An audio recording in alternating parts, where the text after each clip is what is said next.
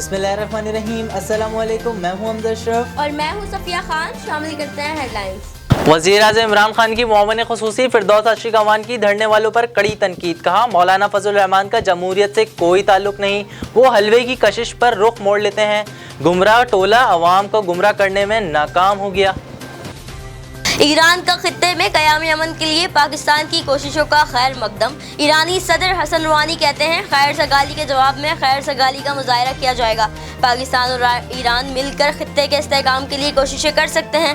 मसाइल बातचीत से हल करने के हामी हैं।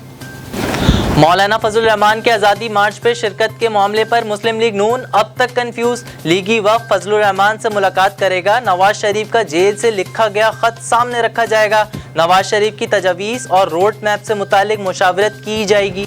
पाकिस्तान, सऊदी अरब और ईरान जंग नहीं चाहते। जंग से अमन और मईशत को नुकसान होगा, गुर्बत और बढ़ेगी। खित्ते में जंग मगरिबी कुव्वतों के मफाद में है। तनाज़ात मुज़ाकरात से हल होने चाहिए। अमन के सफ़ीर की ईरानी सदर के हमरा प्रेस कॉन्फ्रेंस। वज़ीर आज़म इमरान खान ने कहा, अमेरिका और ईरान के दरमियान मुज़ाकरात के लिए जो हो सका वो करेंगे।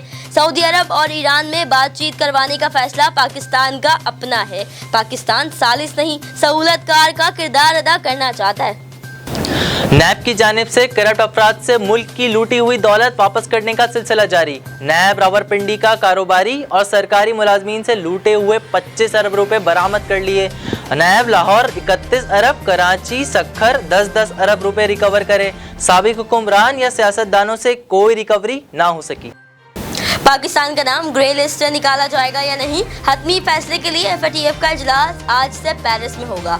हम्माद अजहर की क़यादत में पाकिस्तानी वफ़द भी शरीक होगा। दुनिया को बताया जाएगा पाकिस्तान ने अमन दुश्मनों की माली मुआवनत रोकने के लिए मौसर इक़दाम उठाए।